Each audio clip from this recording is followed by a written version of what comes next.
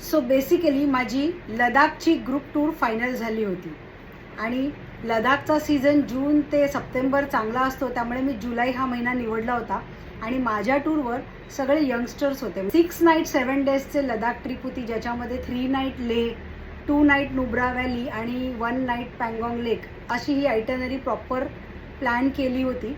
आणि सगळ्या ग्रुपना मी लडाख टूरवर जायचं म्हणून प्रॉपर इन्स्ट्रक्शन दिले होते, कारण लडाख हे सी लेवलपेक्षा हाय अल्टिट्यूडवर आहे, म्हणजे 18,000 फीट अबाव आहे आणि कोणाला काही त्रास होऊ नये म्हणून मी स्पेशल अरेंजमेंट केल्या होत्या, जसं की ऑक्सिजन सिलेंडर कॅरी केले होते. आणि जायच्या पूर्वी माझ्या क्लायंट्सना इन्स्ट्रक्शन दिले होते की तुम्ही डायमॉक्स म्हणून एक टॅबलेट येते ज्याच्याने ब्रिदिंग इझी होतं हाय अल्टिट्यूडवर गेल्यावर. आणि अशी टूर प्लॅन केली होती की फर्स्ट डे आमचा फ्री असेल आणि नंतर आमची स्लोली साईटसीइंग स्टार्ट होईल, कारण लेह लडाख हे हाय अल्टिट्यूडवर असल्यामुळे काही प्रिकॉशन्स आम्ही घेऊन चालत होतो. सो माझी टूर चालू झाली. साधारण माझी टूरची डेट मला अजूनही आठवते की 18 जुलैची ट्रिप होती आणि मी एक 20 लोकांना घेऊन गेले होते. टूरवर आम्ही एक टेम्पो ट्रॅव्हलर केला होता, ज्याच्याने आम्ही सर्व म्हणजे एकत्र ट्रॅव्हल करू. पण ऑन टूर पहिल्या दिवशी आम्ही पोचलो आणि त्या दिवशी आमचा रेस्ट होता. सेकंड डे आम्ही जी लोकल साईटसीइंग असते लेहची ती केली.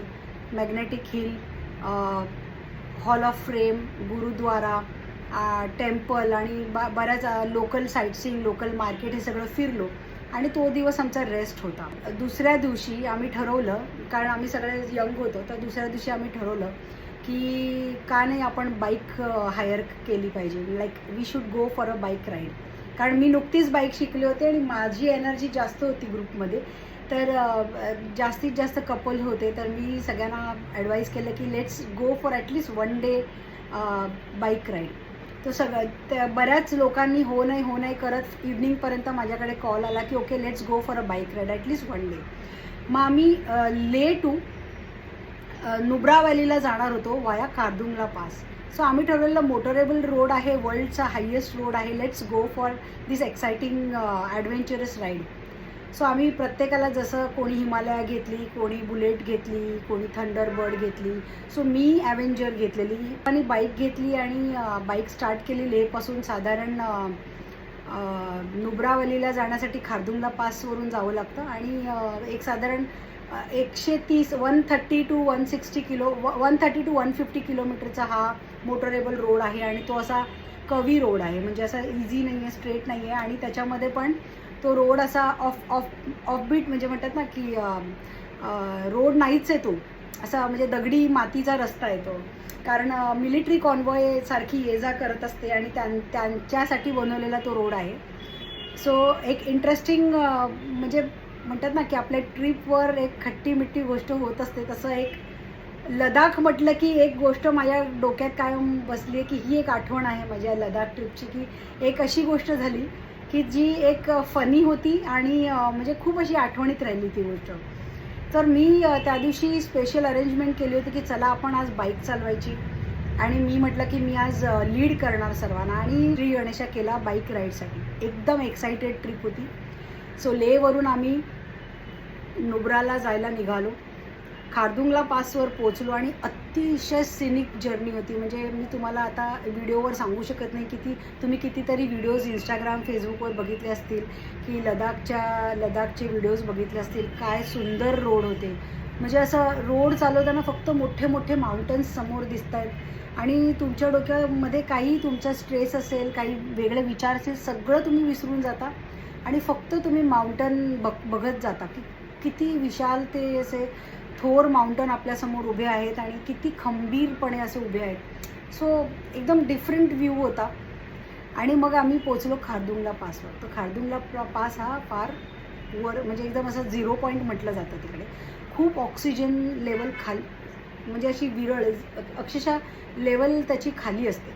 आणि तिकडे कॅफे आहे, त्या कॅफेमध्ये आम्ही थांबलो की आपण पाणी पिऊया. आम्ही सगळ्यांनी अशा बाईक लावल्या, ज्यांना वॉशरूमला जायचं होतं ते वॉशरूमसाठी निघाले आणि मी सगळ्यांना इन्स्ट्रक्ट देत होती की प्लीज तुम्ही एक्झर्शन करू नका, बसून राहा थोडा वेळ. खूप वेळ आपली जर्नी झाली, जवळजवळ आम्ही 1.5 तासानंतर आम्ही थोडासा ब्रेक घेतला आणि मी कॅफेमध्ये कॉफी घेऊन बाहेर आले आणि परत कोणाला तरी काहीतरी पाहिजे होतं म्हणून मी आत गेले. असं 1-2 राऊंड झाल्या माझ्या आणि स्नो जस्ट म्हणजे स्नो अजून माउंटनवर होता आणि मी कोणाला तरी एक्सायटिंगमध्ये दाखवत होती की अजून स्नो आहे, आपण त्या एरियामध्ये ग्रुप फोटो काढूया का, असं म्हणून मी जस्ट मागे वळले आणि कोलॅप्स झाले.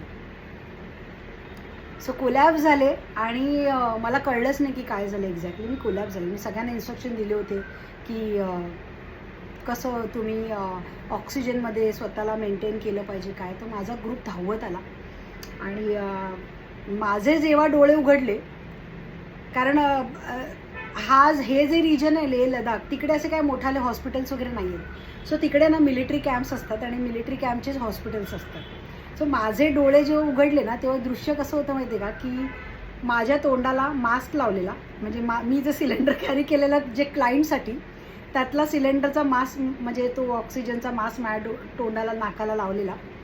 आणि मी डोळे उघडले तेव्हा सगळे माझे पॅसेंजर्स जे होते क्लायंटचे सगळे माझ्या अवतीभोवती उभे होते आणि ते असे माझ्याकडे बघत होते. मॅडम आप ठीक हो, क्या हुआ आपको सडनली, आप हमसे बात करते करते गिर गए.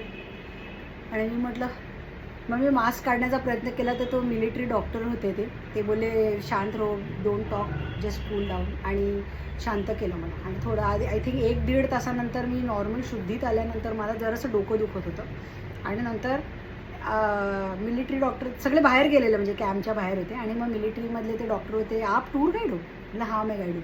तो आप ही गिर गए, मतलब हाँ मैं ही गिर गया, अभी क्या बताए, इतना एक्सर्शन हो गया, मैं सबको हैंडल कर रही थी, बाइक और ऊपर से बाइक भी चला रही थी, तो एक्साइटमेंट में शायद मेरे को ऑक्सीजन कम हो गया और मैं गिर गई. तर ही जी म्हणजे तो मिलिटरीचा डॉक्टरने एक सांगितलं की अरे मैडम आपको और जिम जाने की ज़रूरत है, आपको लेह लद्दाख आने के पहले आपको फिटनेस की ज़रूरत है, फिर आप ग्रुप कॅरी करो.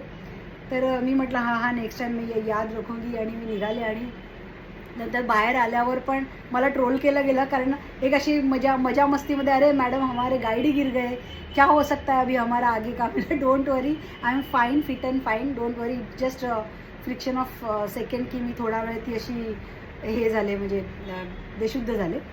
सो हा किस्सा माझा एकदम असा म्हणजे एकदम फर्म आहे. आणि त्यानंतर मग आम्ही नुब्रावली खूप छान आम्ही पोचलो नुब्रा. परत मी बाईक चालवून गेले बरं का, असं पण नाही की मी पिलियन म्हणून गेली. मी जेव्हा नॉर्मल झाले तेव्हा माझ्यामध्ये परत एनर्जी आली आणि मी परत पुढचा प्रवास जो काय अर्धा उरला होता, पण माझ्या मागे यावेळेला कोणीतरी बसलं होतं, कारण त्यांना असं वाटलं कदाचित नाही झालं झेपलं हिला तर. पण मी माझ्या जिद्दीवर उभी होती आणि मी परत नुब्रावलीला गेलो. आणि मग नुब्रावलीचं तर नुब्रावली की फ्लॉवर ऑफ व्हॅली म्हटलं तर कॅम्पिंग केली तिकडे, केमल राईड होती, नंतर ATV राईड्स आम्ही केल्या, खूप एन्जॉय केला आहे आम्ही. Ladakh was a best trip in my life. Me 3 idiot movie इतका वेळ बघितला आहे ना की ते जे मला पँगॉंग लेकचं दृश्य होतं ना, की करीना कपूर अशी धावते त्या शादीच्या जोड्यामध्ये, ते कपडे पण मला घालायला मिळाले आणि मी स्कूटरवर बसून फोटोही काढलेला आहे. मी या व्हिडिओमध्ये सगळे फोटो आणि सगळे व्हिडिओ दाखवते की मी किती मजा केली आहे लेह लडाख ट्रिपवर. माझ्या ग्रुपनी पण तेवढीच मजा केली, पण माझा ग्रुप मला घेऊन एवढा एक्साइटेड होता की मॅडम आप अगर गाइड हो तो हमारा ग्रुप की शान हो, एन्जॉय करेंगे हम.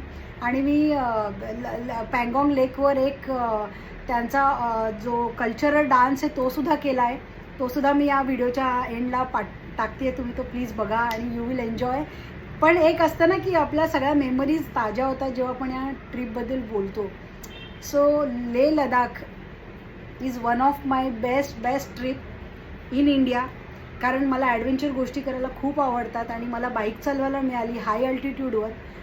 जी लोक प्लॅन करतात आणि पोचत नाही, आणि एक दिवस का होईना मी लेह लडाखची बाईक राईड केली आणि I enjoyed fullest. This was my experience